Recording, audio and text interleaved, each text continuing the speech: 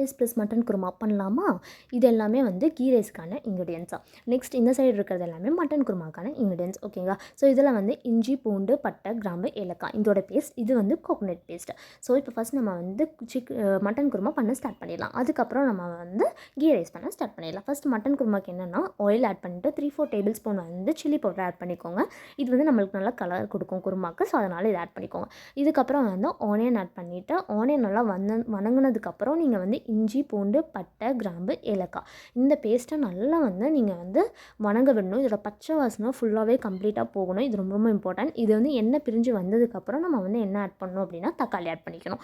Like இந்த மாதிரி பார்த்தீங்கன்னா இந்த சைடு எல்லாமே உங்களுக்கு நல்லா வந்து இந்த மாதிரி எண்ணெய் பிரிஞ்சு வந்திருக்கும். இதுக்கப்புறம் நீங்கள் தக்காளி ஆட் பண்ணிக்கோங்க. தக்காளி ஆட் பண்ணி உப்பு கொஞ்சம் ஆட் பண்ணிவிட்டு நல்லா கொலையாக வெந்ததுக்கப்புறம் வந்து நம்ம தயிர் ஆட் பண்ணுறோம். தயிருக்கு அப்புறம் வந்து நீங்கள் வந்து 3-4 டேபிள் ஸ்பூன் வந்து மல்லித்தூள் ஆட் பண்ணிக்கோங்க.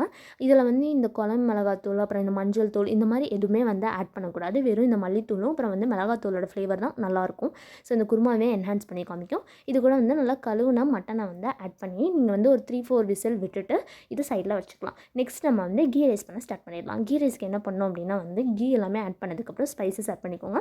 இது கூட வெங்காயம், பச்சை மிளகாய், பூண்டு இது எல்லாமே ஆட் பண்ணதுக்கப்புறம் இஞ்சி பூண்டு பேஸ்ட்டு பச்சை வாசனை போகிற வரைக்கும் நல்லா வணக்கிட்டு நெக்ஸ்ட்டு வந்து நீங்கள் என்ன ஆட் பண்ணுறீங்க அப்படின்னா தக்காளி, அப்புறம் வந்து புதினா, கொத்தமல்லி இதெல்லாமே ஆட் பண்ணிக்கோங்க. அப்புறம் ரைஸுக்கான தேவையான அளவுக்கு வந்து தண்ணி ஆட் பண்ணி குக்கரில் விசில் எடுத்தால் கீ ரைஸ் சூப்பராக ரெடி ஆயிரும்.